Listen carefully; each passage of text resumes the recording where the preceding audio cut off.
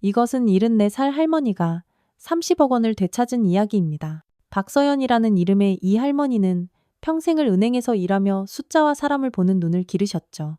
40년간 창구에서 온갖 고객들을 상대하며 터득한 직감과 판단력은 그 누구보다 예리했습니다.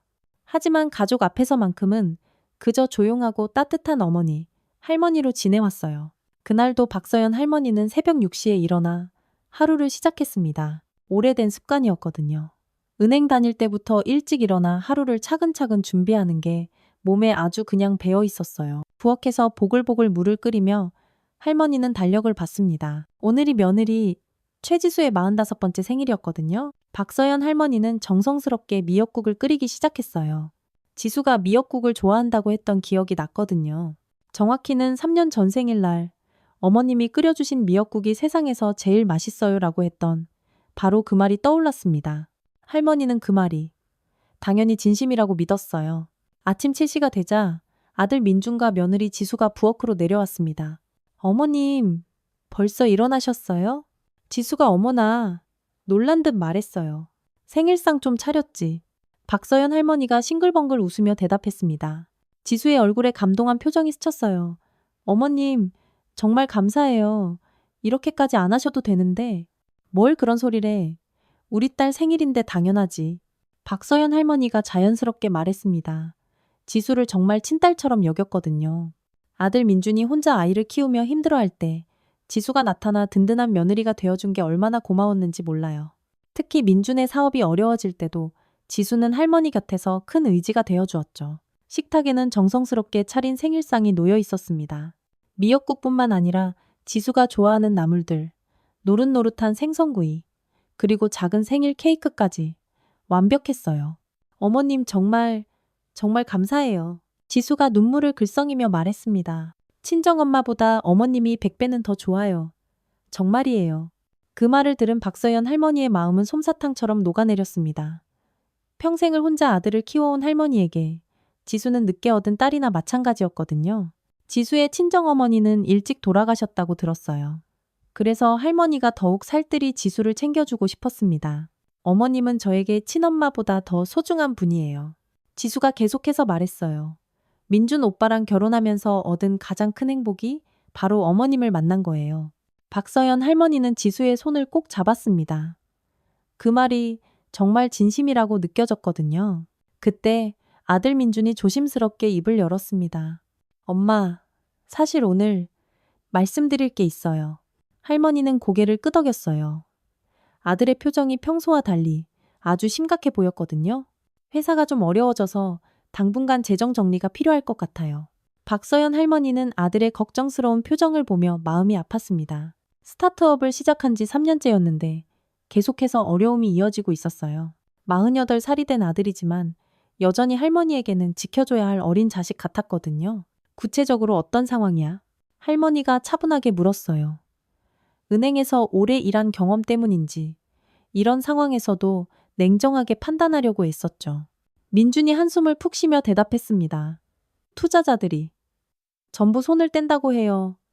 자금 조달이 안 되면 문 닫아야 할 수도 있어요. 지수가 옆에서 민준의 손을 잡으며 말했습니다. 어머님, 저희가 어떻게든 해보려고 하는데 워낙 규모가 커서요.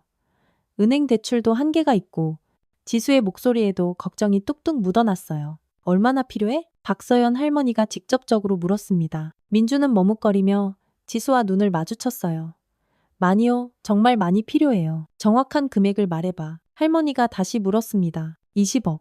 아니 최소한 15억은 있어야 할 것 같아요. 박서연 할머니는 잠시 생각에 잠겼습니다.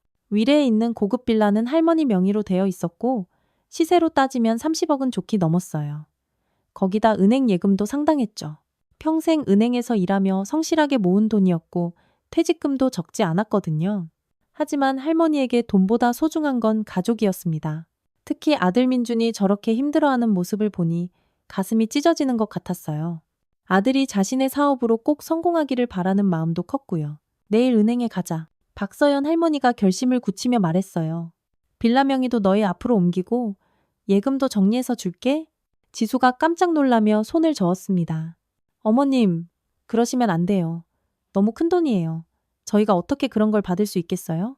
가족끼리 무슨 그런 말을 해. 박서연 할머니가 따뜻하게 말했어요. 내가 그 돈을 누구한테 쓰겠니?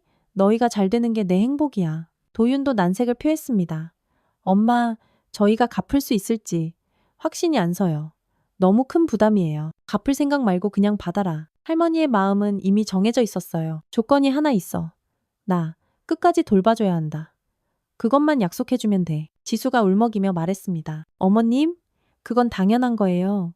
저희가 어머님을 모시는 건 의무가 아니라 행복이에요. 다음 날, 은행에서 모든 절차가 시작되었습니다. 박서연 할머니는 담당 직원에게 상황을 설명했어요. 부동산 명에 이전하고 예금 증여를 좀 하려고요. 직원이 금액을 확인하고는 헐, 놀란 표정을 지었습니다. 상당한 금액이시네요. 증여세 부담도 만만치 않을 텐데요. 그건 제가 부담하겠습니다. 지수가 말했어요. 어머님께서 이렇게까지 도와주시는데 그 정도는 저희가 당연히 해야죠. 박서연 할머니는 며느리의 말에 마음이 흐뭇했어요. 역시 우리 지수는 생각이 깊은 며느리라고 생각했거든요. 서류 작성과 각종 절차를 거쳐 일주일 후 모든 과정이 완료되었습니다. 30억이 넘는 재산이 민중과 지수 명의로 넘어갔어요. 박서연 할머니는 통장을 건네주며 말했습니다. 이제 너희 마음대로 써. 나는 너희가 행복하면 그걸로 충분해. 지수가 할머니를 꼭 안으며 엉엉 울었어요. 어머님, 평생 이 은혜 갚으면서 살게요. 정말, 정말 고마워요. 민준도 감격스러워했습니다. 엄마, 이 은혜 평생 잊지 않을게요. 꼭 성공해서 보답하겠습니다. 그날 저녁 가족들은 축배를 들었습니다. 박서연 할머니는 가족들의 환한 표정을 보며 흐뭇했어요. 돈보다 소중한 것이 가족이라고 굳게 믿었거든요. 지수가 할머니의 손을 꼭 잡으며 말했습니다. 어머님, 저희가 정말 잘 살게요. 어머님께서 걱정하지 않으셔도 되도록 열심히 살겠습니다. 그래, 믿는다. 박서연 할머니가 고개를 끄덕이며 대답했어요. 그날 밤 할머니는 마음이 정말 편안했습니다. 평생 모은 재산을 가족을 위해 쓸 수 있다는 게 너무나 행복했거든요. 이게 진짜 가족의 의미라고 그렇게 생각했어요. 증여가 완료된 지 딱 한 달이 지났습니다. 박서연 할머니는 뭔가 미묘하게 달라진 분위기를 감지하기 시작했어요. 처음에는 그냥 착각인 줄 알았습니다. 하지만 은행에서 40년간 일하며 터득한 그 예리한 직감이 계속해서 머릿속에서 경고음을 울렸거든요. 가장 먼저 변한 건 며느리 지수의 말투였습니다. 어머님, 이거 좀 조심해 주세요. 요즘 자꾸 깜빡깜빡 하시네요. 나이 드시니까 실수가 많아지시는 것 같아요. 이런 말들이 하루에도 몇 번씩 나왔어요. 박서연 할머니는 당황스러웠습니다. 내가 정말 그렇게 건망증이 심해졌나 싶어서 말이죠.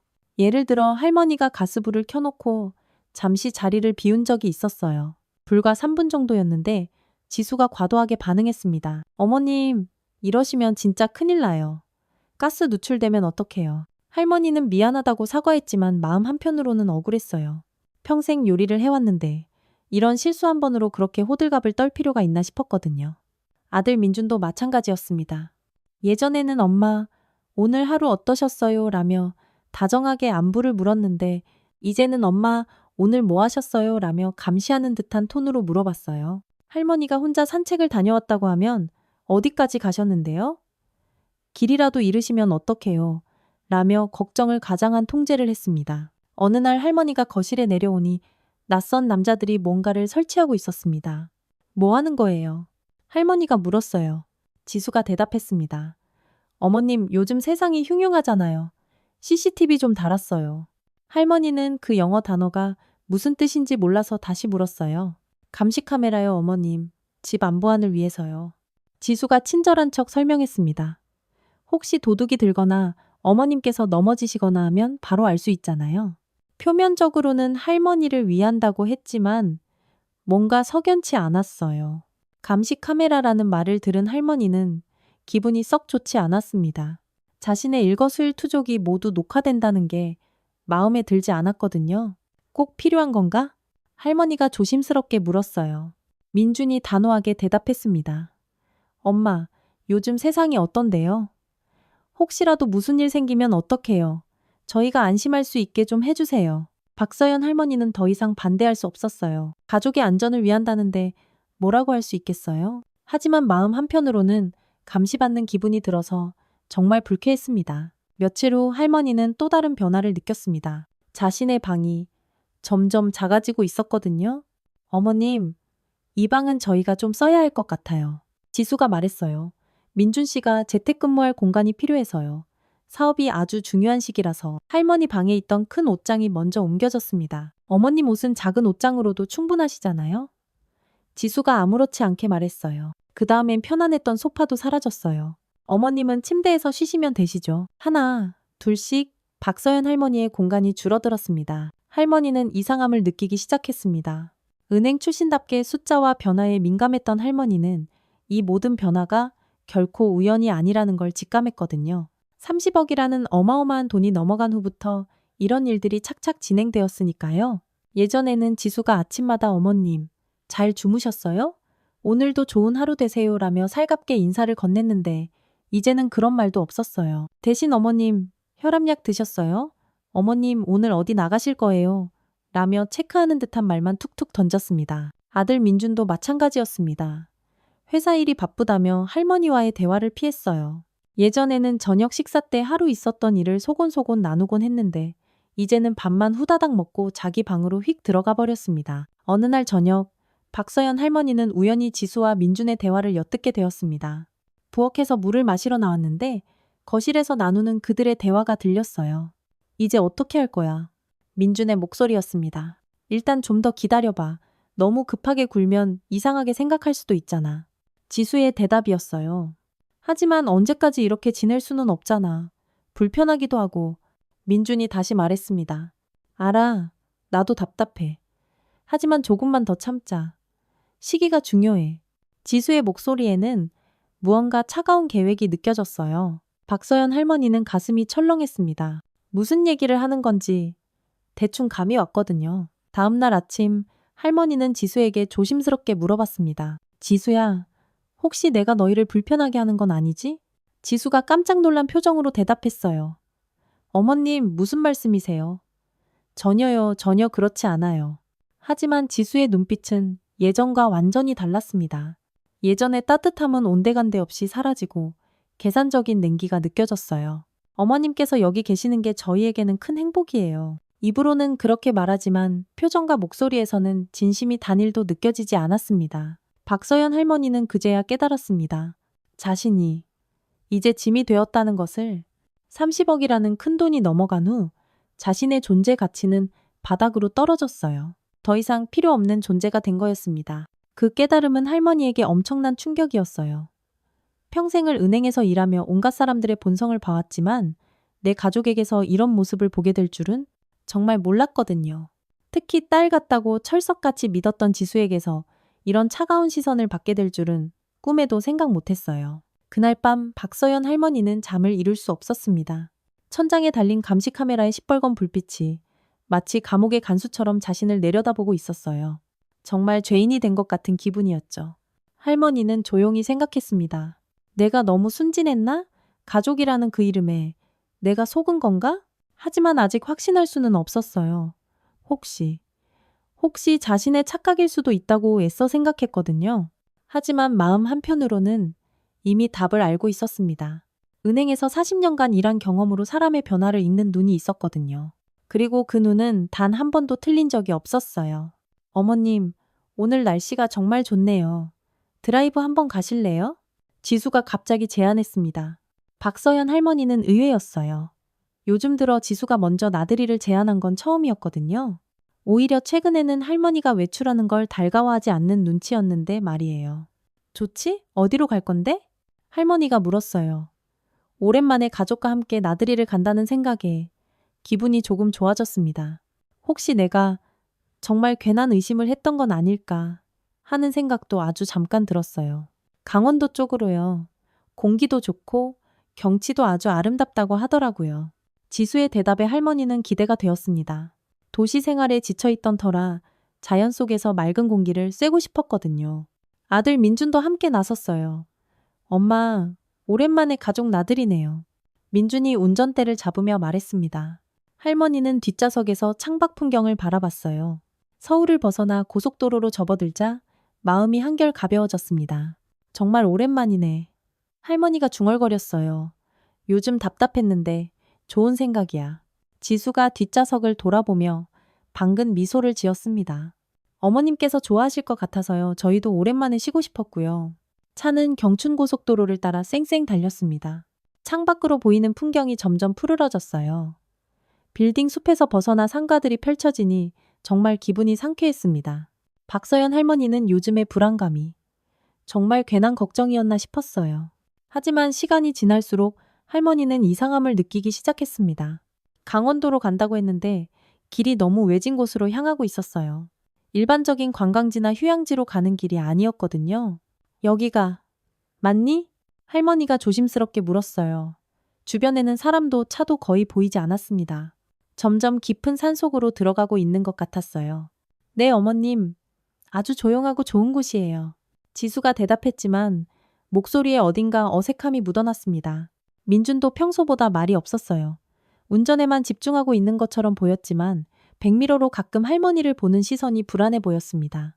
뭔가 숨기고 있는 것 같은 느낌이었어요. 2시간을 꼬박 달려서 도착한 곳은 정말 산속 깊은 곳이었어요. 주변에는 건물이 거의 없었고 도로도 좁고 구불구불했습니다. 그리고 그곳에는 낡은 담장과 함께 전문 요양이라는 간판이 눈에 들어왔어요. 박서연 할머니의 가슴이 쿵 하고 내려앉았습니다. 전문 요양이라는 말이 무엇을 의미하는지 모를 리가 없었거든요. 여기가 어디야? 할머니가 떨리는 목소리로 물었습니다. 어머님, 잠깐만 들어가 볼게요. 아주 좋은 곳이라고 해서요. 지수가 애매하게 대답했어요. 하지만 할머니는 이미 무슨 일인지 감이 오기 시작했습니다. 가슴이 미친 듯이 두근거리고 숨이 턱 막혔어요. 요양원 원장이 나와서 일행을 맞았습니다. 40대 중반으로 보이는 남자였어요. 안녕하세요. 최지수님이시죠? 전화로 말씀드린 그분이시고요. 원장이 박서연 할머니를 빤히 바라보며 말했어요. 할머니는 전화로 미리 연락을 했다는 말에 머리를 한 대 맞은 듯한 충격을 받았습니다. 네, 맞아요. 이분이 저희 어머님이세요. 지수가 대답했어요. 할머니는 지수가 자신을 어머님이라고 부르는 게 이상하게 들렸어요. 평소에는 어머니라고 했는데 말이죠. 원장이 할머니에게 다가와서 말했습니다. 어머님 안녕하세요. 저희 요양원에 오신 걸 환영합니다. 할머니는 무슨 일인지 정확히 알고 싶었어요. 잠깐, 이게 다 무슨 얘기예요? 우리 그냥 드라이브 온 거 아니었어? 어머니, 여기서 며칠만 계시면 저희가 준비할게요. 민준이 조심스럽게 말했습니다. 박서연 할머니는 이제 모든 것을 이해했어요. 이것들이 나를 요양원에 버리려고 하는 거였습니다. 무슨 소리야. 나는 집에 갈 거야. 할머니가 단호하게 말했어요. 하지만 지수가 할머니의 팔을 부드럽게 잡았습니다. 어머니, 여기가 정말 좋은 곳이에요. 전문적으로 어르신들을 돌봐드리는 곳이라고요. 나는 돌봄 따위 필요 없어. 할머니가 목소리를 높였습니다. 나는 완전히 정상이고 혼자서도 잘 살 수 있어. 하지만 원장이 나서서 말했어요. 어머님 가족분들이 어머님을 위해서 결정하신 일이에요. 여기서 편안하게 지내실 수 있습니다. 박서연 할머니는 이제 모든 것을 완벽하게 이해했습니다. 30억을 꿀꺽 삼킨 후 자신을 이 요양원에 버리려는 거였어요. 아주 계획적이고 치밀한 배신이었습니다.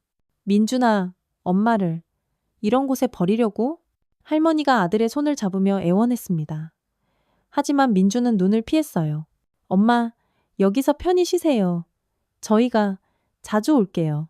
그 말을 들은 할머니는 절망스러웠습니다. 자주 온다는 말이 새빨간 거짓말이라는 걸 알 수 있었거든요. 안 돼. 나는 집에 갈 거야. 할머니가 소리쳤습니다. 하지만 원장과 직원들이 할머니를 에워쌌어요. 어머님 진정하세요. 여기서 편안하게 지내실 수 있어요. 전문 간병인들이 24시간 돌봐드릴 겁니다. 박서연 할머니는 절망스러웠습니다. 74년을 살아오며 이런 끔찍한 배신감을 느껴본 적이 없었거든요. 특히 내 피부치, 내 가족에게서 이런 대우를 받게 될 줄은 꿈에도 몰랐어요. 민준과 지수가 떠날 준비를 했습니다. 어머니, 필요한 건 저희가 다 가져다 드릴게요. 지수가 말했어요. 하지만 할머니의 핸드폰과 지갑은 이미 지수의 가방 속에 들어가 있었습니다. 처음부터 계획된 일이었던 거예요. 내 핸드폰이라도 줘. 할머니가 말했지만 지수는 고개를 저었어요. 여기서는 필요 없어요, 어머니. 오히려 혼란만 가중시킬 뿐이에요. 박서연 할머니는 완전히 고립되는 기분이었습니다. 차가 떠나는 소리가 들렸습니다. 할머니는 창문으로 달려가 미친 듯이 소리쳤어요. 민준아, 지수야. 하지만 차는 이미 저 멀리 사라지고 있었습니다. 할머니는 그 자리에 털썩 주저앉았어요. 평생을 헌신한 가족에게 이런 대우를 받게 될 줄은 상상도 못했거든요. 눈물이 왈칵 쏟아졌습니다. 하지만 그 눈물 속에는 슬픔뿐만 아니라 활활 타오르는 분노도 섞여 있었어요. 이렇게 당하고만 있을 수는 없어. 할머니의 눈빛이 차갑게 변하기 시작했거든요. 어머님 방으로 가시죠? 직원이 할머니를 부축했어요. 할머니는 무력하게 따라갔습니다. 작고 초라한 방에는 딱딱한 침대와 낡은 책상만 덩그러니 놓여 있었어요. 창문 밖으로는 삭막한 산만 보였습니다. 할머니는 침대에 앉아 멍하니 생각했어요. 내가 도대체 뭘 잘못했다고 이런 일을 당해야 하지? 하지만 곧 생각이 바뀌었습니다. 분노보다는 냉정한 판단이 필요한 시점이었어요. 은행에서 40년간 일하며 터득한 그 냉철함이 서서히 되살아나기 시작했거든요. 요양원에서의 첫 주가 지옥처럼 지나갔습니다. 박서연 할머니는 매일 아침 6시에 일어나 복도 끝에 있는 공중전화기 앞에서 시간을 보냈어요. 혹시라도 민준이나 지수에게서 연락이 올까 해서 말이죠. 하지만 전화벨 소리는 단 한 번도 울리지 않았습니다. 면회객도 당연히 없었어요. 다른 어르신들은 가족들이 정기적으로 찾아왔지만 박서연 할머니만은 예외였습니다. 처음 며칠은 혹시나 하는 마음으로 기다렸지만 일주일이 지나도록 개미 새끼 한 마리 나타나지 않았어요. 보호자분 말씀이 어머님은 이미 치매 초기라고 간병인이 다른 직원에게 말하는 걸 할머니가 똑똑히 들었어요. 할머니는 피가 거꾸로 솟는 것 같았습니다. 내가 언제 치매에 걸렸다는 거야? 머리는 그 어느 때보다 맑고 또렷했는데 말이에요. 내가 치매가 아니에요. 할머니가 항의했습니다. 하지만 간병인은 동정 어린 눈으로 할머니를 바라볼 뿐이었어요. 어머님, 가족분이 그러시는데 왜 부인하세요? 그냥 받아들이시는 게 좋아요. 그 말을 들은 할머니는 더욱 분노했습니다. 자신이 치매라는 새빨간 거짓말까지 지어내서 이곳에 가둬놓다니 지수와 민준이 얼마나 치밀하게 계획했는지 뼈저리게 알 수 있었어요. 박서연 할머니는 자신이 투명인간이 된 것 같았습니다. 직원들은 할머니를 어린아이 다루듯 했어요. 어머님, 약 드실 시간이에요. 어머님, 밥 드시러 가세요. 어머님, 목욕할 시간이에요. 모든 것이 정해진 시간에 정해진 대로 이루어졌습니다. 할머니의 의견은 조금도 중요하지 않았어요. 오늘은 목욕하기 싫어요 라고 말해도 어머님, 건강을 위해서는 규칙적인 생활이 중요해요 라며 강요했습니다. 할머니는 점점 자신이 사람이 아닌 물건 취급을 받는다고 느꼈어요. 식사 시간에는 다른 어르신들과 함께 식당에서 밥을 먹어야 했습니다. 대부분 정말로 치매를 앓고 계신 분들이었어요. 말이 통하지 않는 분들, 계속해서 알아들을 수 없는 말을 중얼거리시는 분들, 음식을 질질 흘리시는 분들. 할머니는 자신이 이런 분들과 같은 취급을 받는다는 게 미치도록 억울했어요. 나는 정상이라고요. 내 가족이 거짓말을 한 거예요. 할머니가 간병인에게 호소했습니다. 하지만 간병인은 고개만 절레절레 저었어요. 어머님, 다 가족분들이 어머님을 위해서 하신 일이에요. 여기서 안전하게 지내세요. 밤이 되면 할머니는 더욱 절망스러웠습니다. 작은 방에 혼자 누워있으면 온갖 생각이 머릿속을 헤집고 다녔어요. 내가 정말 가족에게 짐이었을까? 내가 뭔가 잘못했을까? 하지만 아무리 생각해도 답이 나오지 않았습니다. 할머니는 평생을 가족을 위해 살아왔어요. 남편이 일찍 세상을 떠난 후 혼자서 민준을 키웠고 지수가 들어와서는 친딸처럼 아끼며 지냈습니다. 그런데 이런 대접을 받게 될 줄은 정말 몰랐어요. 2주째가 되자 박서연 할머니는 다른 결심을 하기 시작했습니다. 그냥 이렇게 주저앉아 당하고만 있을 수는 없다고 생각했거든요. 은행에서 40년간 일하며 터득한 그 끈질김과 냉철함을 다시 되찾아야 할 때였어요. 할머니는 머릿속으로 계산을 시작했어요. 자신의 재산이 정확히 어떻게 정리되었는지, 어떤 것들이 아직 남아있는지 하나하나 퍼즐 조각처럼 떠올렸습니다. 은행원 출신답게 기억력이 정말 뛰어났거든요. 민준과 지수에게 넘긴 건 위례 빌라와 메인 계좌의 예금이었어요. 하지만 할머니에게는 다른 비상금들이 있었습니다. 소액이지만 여러 은행에 분산해 놓은 예금들, 그리고 무엇보다 경기 북부에 있는 오래된 한옥과 땅이 있었어요. 그 한옥은 할머니가 20년 전에 혼자서 사둔 곳이었어요. 민준도 지수도 아무도 모르는 곳이었죠. 당시에는 별 값어치 없는 땅이었지만 최근에 재개발 예정지로 묶였다는 소문을 어렴풋이 들었어요. 만약 그게 사실이라면 그 땅의 가치는 어마어마할 거였습니다. 재개발이 되면 토지 보상금도 받을 수 있고 새로 지어지는 아파트 분양권도 받을 수 있을 거예요. 20년 전에 투자가 이렇게 큰 힘이 될 줄은 할머니도 정말 몰랐어요. 할머니는 또한 생각했습니다. 민준과 지수에게 넘긴 재산도 되찾을 방법이 있을 거라고. 증여를 할 때 할머니는 정신이 온전했고 그 증여가 자신을 돌봐달라는 조건부였다는 걸 증명할 수만 있다면 무효소송도 충분히 가능할 거였어요. 무엇보다 할머니에게는 결정적인 증거가 있었습니다. 요양원에 오는 과정에서 핸드폰을 빼앗기기 전에 몰래 녹음해둔 파일들이 있었거든요. 하지만 가장 중요한 건 일단 여기서 나가는 것이었습니다. 할머니는 하은이를 떠올렸어요. 17살 손녀인 하은이는 할머니와 가장 가까웠던 유일한 가족이었거든요. 다른 가족들과 달리 하은이는 진심으로 할머니를 사랑했어요. 하은이는 어릴 때부터 할머니와 특별한 관계였습니다. 민준과 지수가 바쁠 때 할머니가 하은이를 돌봤고 하은이도 할머니를 세상에서 가장 편안하게 여겼어요.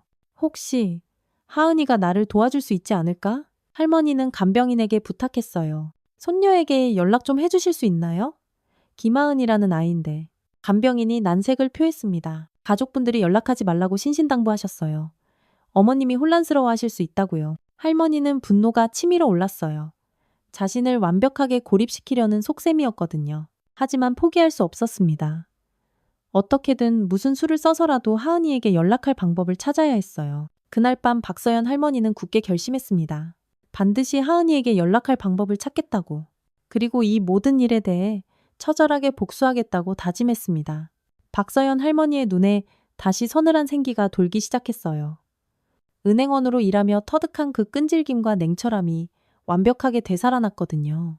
3주째가 되던 어느 날, 박서연 할머니에게 기적 같은 일이 일어났습니다. 다른 어르신의 면회객이 실수로 잘못된 번호로 전화를 걸었는데 그때 할머니가 재빨리 전화를 가로채 하은이의 번호로 연결을 시도한 거예요. 다행히 하은이가 전화를 받았습니다. 여보세요? 하은아. 할머니다. 할머니? 하은이의 목소리가 심하게 떨리고 있었습니다. 할머니의 목소리를 듣고 엄청나게 놀란 것 같았어요.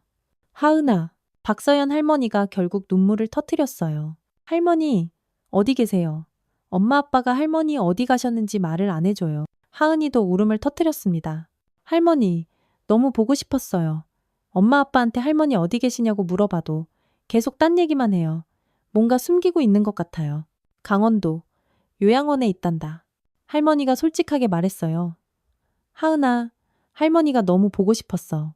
전화 너머로 하은이의 흐느끼는 소리가 들렸습니다. 할머니, 왜 거기 계세요? 집에 언제 오세요? 할머니는 손녀에게 어떻게 말해야 할지 잠시 고민했어요. 네 부모가 할머니를 버렸다고 차마 말할 수는 없었거든요. 할머니가 잠깐 쉬고 있는 거야. 곧 집에 갈 거야. 할머니가 애써 거짓말을 했어요. 하지만 하은이는 눈치가 빠른 아이였습니다. 할머니, 무슨 일 있었죠? 엄마 아빠가 정말 이상해요. 할머니 얘기만 나오면 딴 얘기로 넘어가려고 하고. 그리고 할머니 방에 아빠가 사무실을 차렸어요. 박서연 할머니는 가슴이 미어지는 것 같았어요. 영리한 손녀가 이미 상황을 대충 파악하고 있는 것 같았거든요. 하은아, 할머니 한번 와볼 수 있겠니? 할머니가 조심스럽게 물었어요. 엄마 아빠가 절대 안 된다고 할 것 같아요. 하은이가 망설였습니다. 그런데 할머니가 너무너무 보고 싶어요. 요즘 집 분위기가 너무 이상해요. 할머니가 없으니까 집이 집 같지가 않아요. 하은아, 할머니의 목소리가 떨렸어요. 이 세상에서 자신을 진심으로 걱정해주는 사람이 오직 하은이뿐이라는 게 너무나 애틋했거든요. 어떻게든 가볼게요. 할머니, 조금만 기다리세요. 사흘 후 정말로 하은이가 나타났습니다. 요양원 입구에서 박서연 할머니를 기다리고 있었어요. 학교가 끝나자마자 버스를 여러 번 갈아타고 혼자 온 것 같았습니다. 할머니, 하은이가 달려와 할머니를 와락 안았어요. 박서연 할머니는 손녀를 품에 꼭 안고 처음으로 진짜 눈물을 흘렸어요. 그동안 꾹꾹 참았던 모든 감정이 한꺼번에 터져 나왔거든요. 하은아, 네가 와줄 줄 알았다. 정말. 하은이도 할머니를 꼭 안으며 엉엉 울었습니다. 할머니, 여기서 뭐 하세요? 왜 이런 곳에 계세요? 하은이가 주변을 둘러보며 물었어요. 요양원의 삭막하고 우울한 분위기가 한눈에 보였거든요. 다른 어르신들이 휠체어를 타고 계시거나 의료진에게 도움을 받고 계시는 모습들이 보였어요. 박서연 할머니는 더 이상 숨길 수 없다고 판단했습니다. 하은이에게 모든 것을 털어놓기로 했어요. 하은아, 할머니가 실제로 무슨 일이 있었는지 말해줄게. 할머니는 조용한 곳으로 하은이를 데리고 가서 모든 이야기를 시작했습니다.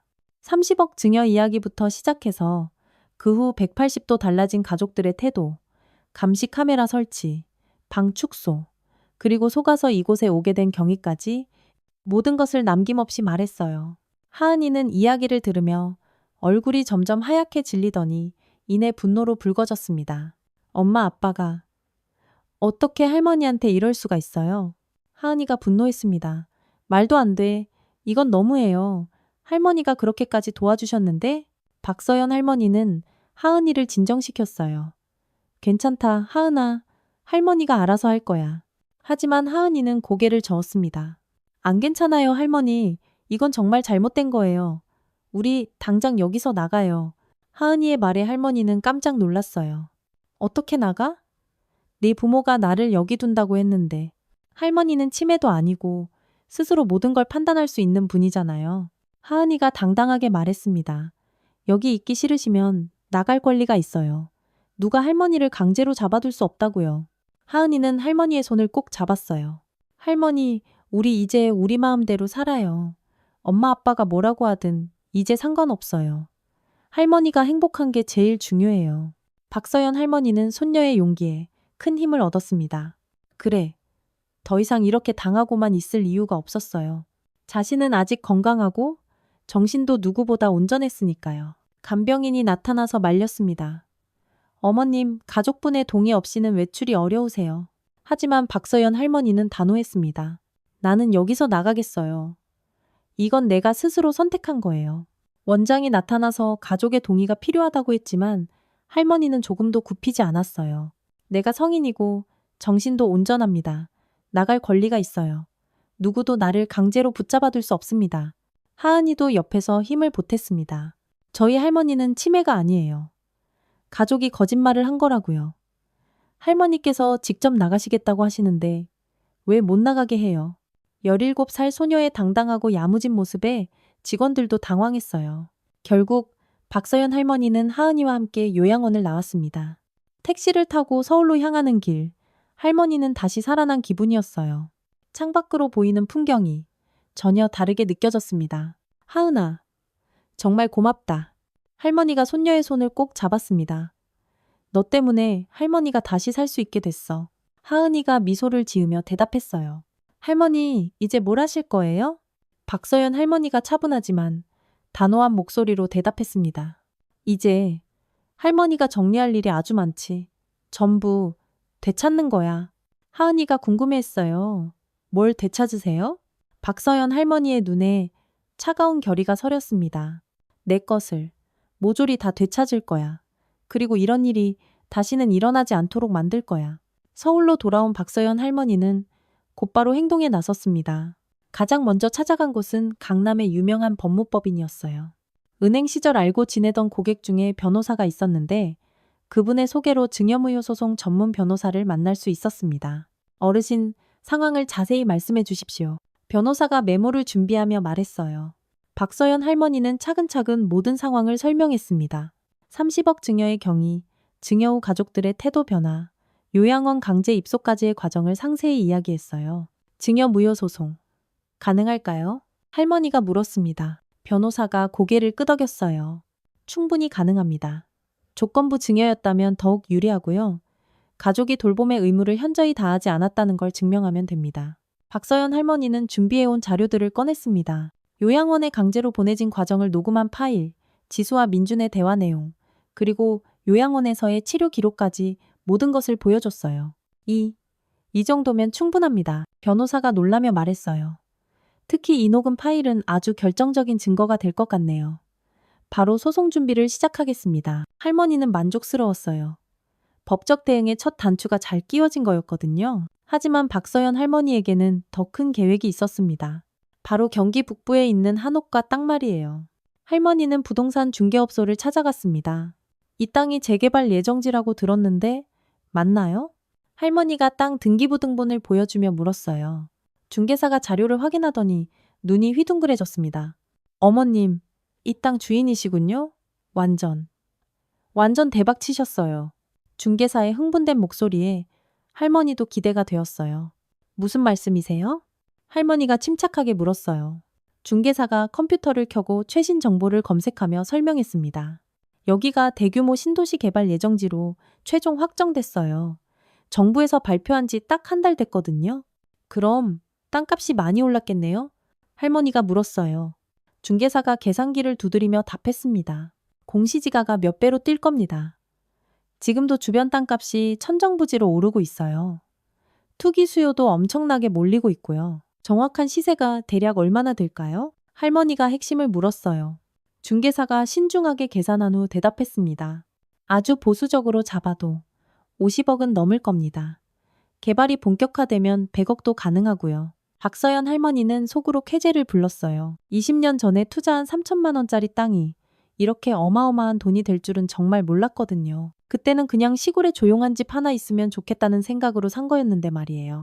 혹시 매도 의향이 있으시면 지금 당장이라도 사겠다는 사람이 줄을 섰습니다. 중개사가 말했어요. 하지만 할머니는 고개를 저었습니다. 아직은 아니에요. 좀 더 지켜볼게요. 할머니에게는 다른 계획이 있었어요. 이 땅의 가치가 세상에 알려지면 지수와 민준이 어떤 반응을 보일지 너무나 궁금했거든요. 할머니는 곧바로 여러 언론사에 제보했습니다. 경기 북부 재개발 예정지 땅값 급등 소식을 제보하고 싶어요. 할머니가 한 경제지 기자에게 연락했어요. 어떤 내용인가요? 기자가 관심을 보였습니다. 할머니가 상황을 설명하자 기자가 큰 관심을 보였어요. 이거 아주 좋은 기사 소재가 될 것 같은데요. 바로 취재해 보겠습니다. 기자가 약속했어요. 할머니는 여러 언론사에 동시에 제보했습니다. 화제가 되어야 지수와 민준의 눈에 확실히 띌 거라고 생각했거든요. 며칠 후 기다렸다는 듯이 기사들이 쏟아져 나왔습니다. 경기 북부 신도시 개발로 땅값 폭등, 재개발 대박난 할머니의 투자 비결은? 20년 전 3천만 원이 50억으로? 신의 한 수, 비슷한 제목의 기사들이었어요. 그 기사들에는 박서연 할머니가 소유한 땅이 포함된 지역의 개발 소식이 아주 자세히 나와 있었습니다. 인터뷰도 실렸어요. 평생 은행에서 일하며 푼돈을 조금씩 모아 투자한 게 이렇게 될 줄은 꿈에도 몰랐어요. 라는 할머니의 말도 실렸습니다. 박서연 할머니는 만족스러웠어요. 이제 지수와 민준이 반응을 보일 거라고 확신했거든요. 실제로 그날 저녁 예상대로 지수에게서 전화가 왔습니다. 어머니, 어디 계세요? 지수의 목소리는 당황 그 자체였어요. 요양원에서 사라지셨다고 연락이 왔는데 어디 가신 거예요? 할머니는 차분하게 대답했습니다. 하은이 집에 있어. 어머니, 왜 갑자기 나오셨어요? 지수가 다급하게 물었어요. 거기서 편히 쉬시는 게 좋다고 했잖아요. 갑자기 나오시면 어떡해요?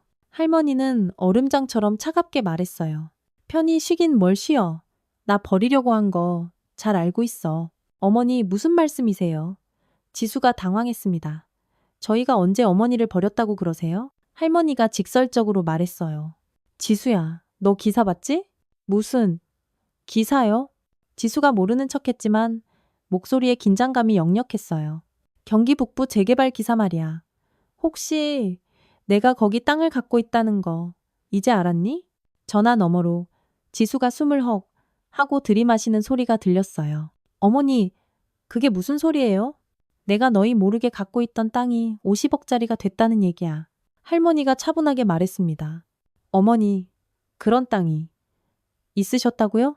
지수의 목소리가 염소처럼 떨리고 있었어요. 할머니는 속으로 비웃었습니다. 역시 돈 이야기만 나오면 태도가 180도 바뀌는구나. 있지. 그것도 아직 내 명의로 똑똑히 되어 있는 땅 말이야. 할머니가 강조해서 말했어요. 지수가 급하게 말했습니다. 어머니, 저희가 바로 갈게요. 이야기 좀 해요, 제발. 할머니가 단호하게 대답했습니다. 올 필요 없어. 내가 이제 다 정리할 거니까. 어머니, 제발요. 저희가 정말 할 말이 있어요. 지수가 애원했지만 박서연 할머니는 미련 없이 전화를 끊어버렸어요. 전화를 끊은 할머니는 하은이를 불렀어요. 하은아, 이제 진짜 시작이야. 하은이가 걱정스럽게 물었습니다. 할머니, 정말 괜찮으시겠어요? 박서연 할머니가 확신에 찬 목소리로 대답했어요.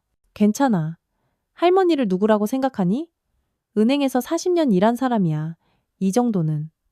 식은 죽 먹기지. 다음날 아침 일찍 할머니가 머물던 하은이네 집 앞에 지수와 민준이 나타났습니다. 인터폰을 연신 누르며 급한 목소리로 외쳤어요.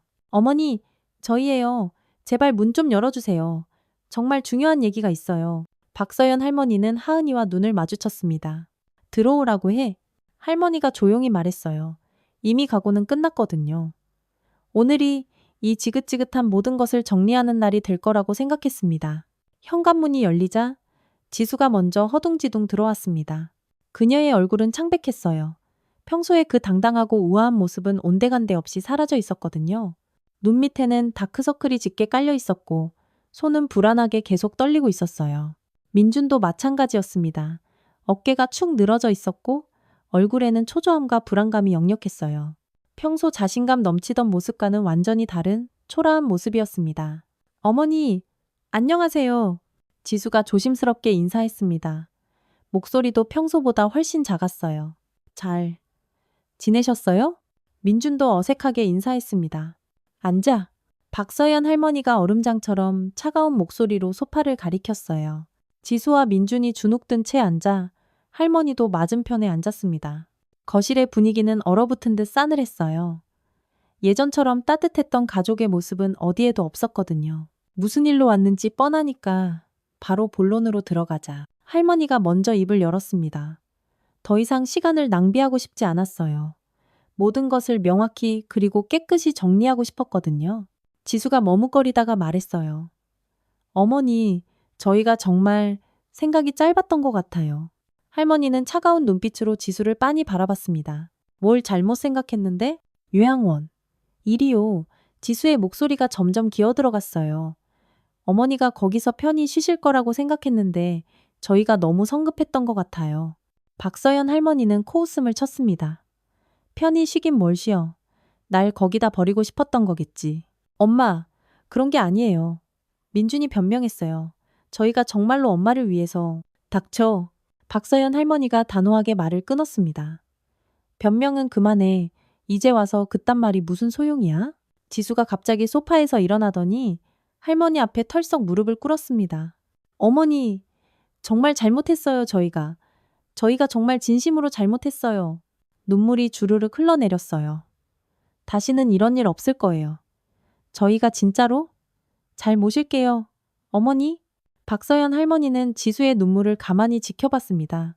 하지만 그 눈물이 진짜인지 아니면 또 다른 연기인지 의심스러웠어요. 지난 몇 달간의 일들을 생각하면 도저히 쉽게 믿을 수 없었거든요. 오해였어요, 어머니. 정말 오해였다고요. 지수가 계속 울먹였습니다. 저희가 어머니를 사랑하는 마음은 진짜예요. 제발, 제발 다시 시작해요, 어머니. 박서연 할머니는 조용히 일어나서 책상 서랍을 열었어요. 그리고 작은 디지털 녹음기를 꺼내 책상 위에 탁 하고 올렸습니다. 그 안에는 이 모든 비극의 결정적인 증거들이 고스란히 들어 있었어요. 이게 뭔지 알지? 할머니가 차분하게 물었어요. 지수와 민준의 얼굴이 더욱 하얗게 질렸습니다. 어머니, 그게. 민준이 말을 시작하려다 멈췄어요. 너희가 나를 그 요양원에 버리면서 한 말들이 여기 다 들어있어. 할머니가 냉정하게 말했습니다. 그리고 재생 버튼을 눌렀어요. 녹음기에서 익숙한 목소리가 흘러나왔습니다. 어머니, 여기서 며칠만 계시면 저희가 준비할게요. 민준의 목소리였습니다. 그리고 지수의 목소리도 이어졌어요. 여기서는 핸드폰 필요 없어요, 어머니. 오히려 혼란만 가중시킬 뿐이에요. 녹음을 들은 지수와 민준은 아무 말도 하지 못했습니다. 자신들의 목소리가 너무나 생생하게 재생되고 있으니 더는 변명할 여지가 없었어요. 지수는 더욱 크게 울기 시작했습니다. 이것뿐만이 아니야. 할머니가 계속했어요. 너희가 집에서 나눈 대화도 다 녹음해뒀어. 나를 어떻게 처리할지 상의한 내용들, 30억 받은 후에 어떻게 할지 계획한 그 내용들. 모두 말이야. 할머니가 다른 녹음 파일을 재생했습니다. 이제 어떻게 할 거야? 일단 좀 더 기다려봐. 너무 급하게 하면 이상하게 생각할 수도 있잖아. 지수와 민준의 은밀한 대화가 거실에 고스란히 울려 퍼졌어요. 제발요, 어머니? 지수가 거의 절규했습니다. 정말 잘못했어요. 한 번만. 제발 한 번만 용서해 주세요. 진짜 다시는 이런 일 없을 거예요. 하지만 박서연 할머니의 마음은 이미 돌처럼 단단하게 굳어 있었어요. 민준도 뒤늦게 무릎을 꿇었습니다. 엄마, 제발요. 저희가 정말 잘못했어요. 한 번만 기회를 주세요. 민준의 목소리도 처절하게 떨리고 있었어요. 저희가 정말 어리석었어요. 다시는 이런 일 없을 겁니다. 이게 내 마지막 기회였어. 박서연 할머니가 지수를 싸늘하게 내려다보며 말했습니다. 근데 너는 그 기회를 제 발로 걷어찼지. 30억을 받자마자 나를 짐짝 취급했잖아. 지수가 더욱 울부짖었지만 할머니는 일어섰어요. 다시는 엄마라고 부르지 마. 할머니가 단호하게 말했습니다. 너는 이제 나한테 남이야. 완벽한 남. 지수가 할머니의 다리를 붙잡으며 애원했지만 할머니는 차갑게 뿌리쳤어요. 민준아, 너도 마찬가지야. 할머니가 아들을 보며 말했어요. 이제 나한테 아들은 없어. 74년 살면서 내 배 아파 낳은 자식한테 이런 배신을 당할 줄은 정말 몰랐다. 민준이 더욱 간절하게 매달렸지만 할머니의 결심은 변하지 않았어요. 엄마, 정말 마지막이에요. 민준이 애원했습니다. 저희가 정말 뉘우치고 있어요. 한 번만 용서해 주세요. 하지만 박서연 할머니는 고개를 저었어요. 용서? 30억 낼름 가져가고 지혜미를 요양원에 처박은 놈들한테 무슨 용서가 있어?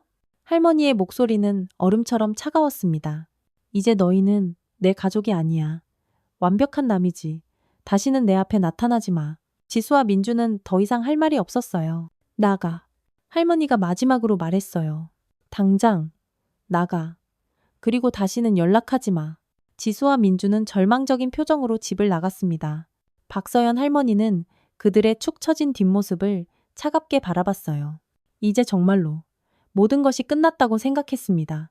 한 달 후 서울중앙지법에서 중요한 판결이 나왔습니다. 박서연 할머니가 제기한 증여무 효소송에서 법원이 할머니의 손을 들어준 거예요.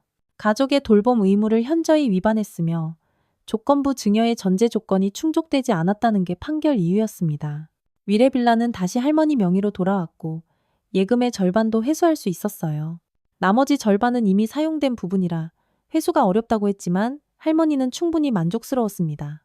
법이 자신의 편이라는 것을 확인했으니까요. 하지만 가장 큰 변화는 따로 있었어요. 경기 북부의 그 한옥과 땅이 정말로 대박이 난 거였습니다. 재개발 사업이 본격화되면서 토지보상금만 해도 60억이 넘게 책정되었거든요. 거기다 새로 지어질 아파트 분양권까지 받으면 총 자산 가치는 100억에 육박했어요. 할머니, 정말 대단해요. 하은이가 신문기사를 보며 감탄했습니다. 20년 전에 어떻게 그런 곳을 사셨어요? 할머니가 웃으며 대답했어요. 그때는 그냥 조용한 곳에서 살고 싶다는 생각으로 산 거야. 이렇게 될 줄은 꿈에도 몰랐지. 부동산 업계에서도 박서연 할머니의 투자는 큰 화제가 되었습니다. 신의 한 수, 투자의 여신 같은 별명까지 생겼어요. 여러 매체에서 인터뷰 요청이 쏟아졌지만 할머니는 대부분 정중히 거절했습니다. 박서연 할머니는 하은이와 함께 그 한옥으로 이사하기로 결정했어요. 재개발이 시작되기 전까지는 그곳에서 조용히 살고 싶었거든요. 오래된 집이었지만 정취가 있었고 무엇보다 자신만의 공간이라는 게 너무나 좋았어요. 이사 준비를 하는 동안 민준과 지수가 몇 번 연락을 시도했습니다. 하지만 할머니는 전화를 받지 않았어요. 이미 관계는 완전히 끝났다고 생각했거든요. 하은이가 중간에서 중재를 시도하기도 했지만 할머니의 마음은 변하지 않았습니다. 할머니, 그래도 가족인데 하은이가 조심스럽게 말했어요. 할머니가 고개를 저었습니다. 가족이라는 건 서로를 사랑하고 돌봐주는 사이를 말하는 거야.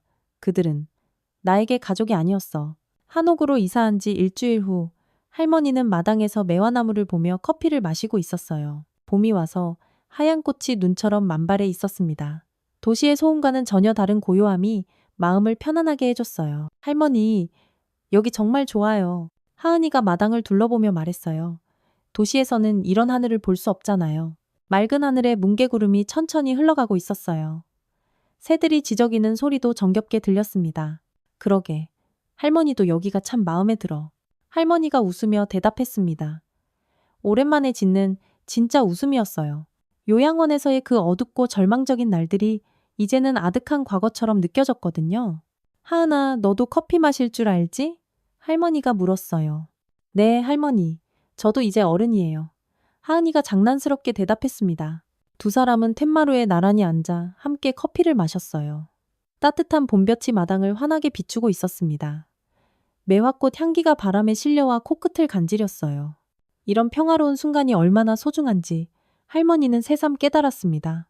할머니, 이제 정말 행복하세요? 하은이가 물었어요. 응, 정말 행복해. 할머니가 확신에 차서 대답했습니다. 이제야 비로소 나를 위해 사는 거야. 그 누구를 위해서가 아니라 오직 나 자신을 위해서 말이지. 박서연 할머니는 정말로 그렇게 느꼈어요. 74년을 살면서 처음으로 자신만을 위한 삶을 살고 있는 기분이었거든요.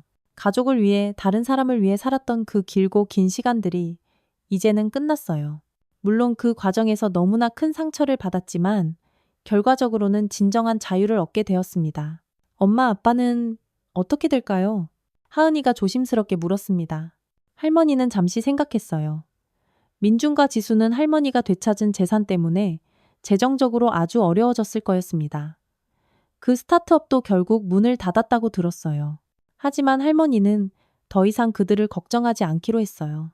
그건 그들이 알아서 할 일이야. 할머니가 담담하게 대답했습니다. 나는 이제 그들과는 완전히 남이니까. 하은이가 씁쓸한 표정을 지었어요. 할머니, 그래도 혈육인데. 혈육? 할머니가 쓰게 웃었습니다. 혈육이라는 건 서로를 아끼고 사랑하는 사이를 말하는 거야. 그들은 나에게 그런 존재가 아니었어. 그럼 저는 할머니한테 뭐예요? 하은이가 궁금해했습니다. 할머니가 손녀의 손을 꼭 잡았어요. 너는 내 진짜 가족이지. 나를 정말로 사랑해주고 내가 가장 어려울 때 나를 구해준 단 한 사람. 그게 바로 너야. 하은이가 환하게 웃었어요. 저도 할머니가 세상에서 제일 좋아요. 할머니가 없었으면 제가 어떻게 살았을까요? 할머니도 따뜻한 미소를 지었습니다. 해가 뉘엿뉘엿 저물어가고 있었습니다. 서쪽 하늘이 붉게 물들어가며 하루의 끝을 알리고 있었어요. 마당의 매화꽃이 석양빛에 물들어 더욱 아름다웠습니다. 할머니는 이 순간이 얼마나 소중한지 다시금 깨달았어요.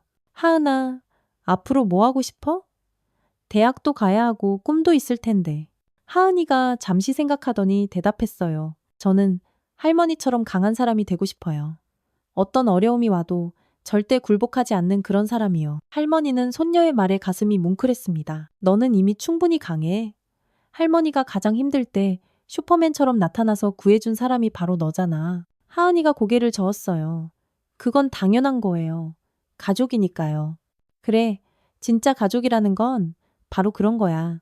할머니가 고개를 끄덕였습니다. 서로가 어려울 때 도와주고 힘들 때 함께 견뎌내는 거지. 돈 때문에 관계가 변하는 게 아니라 말이야. 저녁이 되자 두 사람은 함께 요리를 했습니다. 할머니가 텃밭에서 손수 기른 채소들로 구수한 된장찌개를 끓이고 하은이가 밥을 지었어요. 소박하지만 세상 그 어떤 진수성찬보다 정성이 가득 들어간 저녁 식사였습니다. 할머니, 이 집에서 계속 사실 거예요? 하은이가 물었습니다. 할머니가 고개를 끄덕였어요. 재개발이 시작되기 전까지는 여기서 살 거야.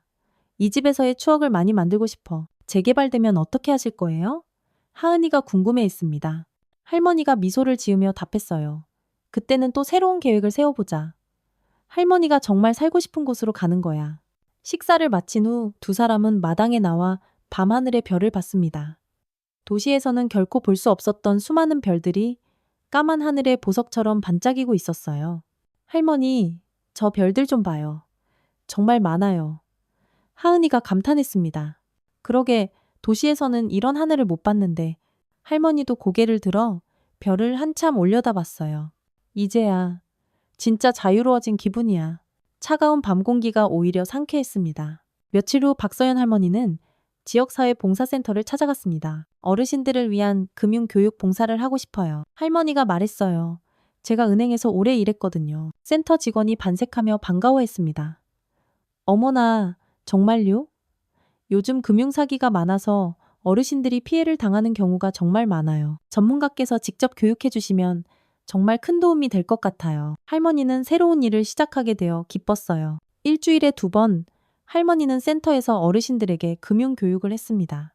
사기꾼들이 자주 쓰는 수법, 안전한 투자 방법, 가족 간의 재산 관리 같은 실질적인 주제들이었어요.